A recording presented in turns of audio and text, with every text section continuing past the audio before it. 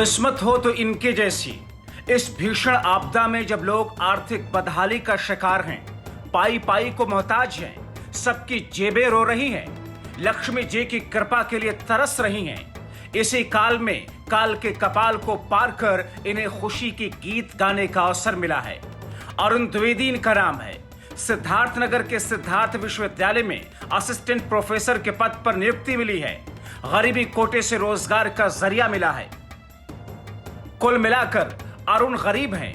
हालांकि सिद्धार्थनगर के इटवा विधानसभा से विधायक और यूपी सरकार में बेसिक शिक्षा मंत्री का कार्यभार संभाल रहे डॉक्टर सतीश द्विवेदी के ये भाई हैं।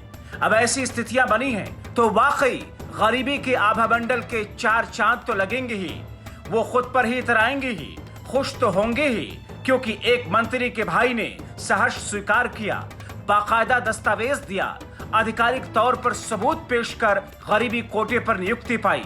तो ऐसे में गरीबी आत्ममुक्त क्यों ना होगी? हालांकि उसे पछतावा भी हुआ होगा। इतनी देर से, इतना वक्त, सालों साल बीत जाने के बाद ही क्यों भनक लगी कि मंत्री जी का भाई गरीब है। काश पहले पता चल जाता तो उनकी खुशी दोगुनी होती। खैर, चलिए मान लीजिए यूपी सरकार में मंत्री का भाई गरीब है, और जो गरीब है वो तो गरीब है ही, रहेंगे ही। आखिर उन्हें अपनी गरीबी से जो मोहब्बत है।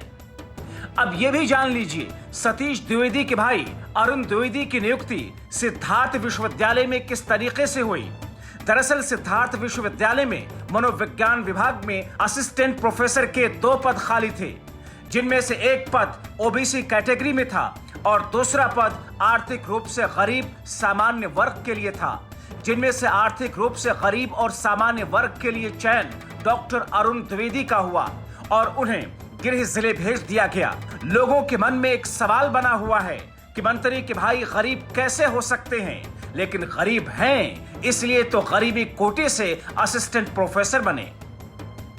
वैसे तो भारत में गरीबों की संख्या अपार है।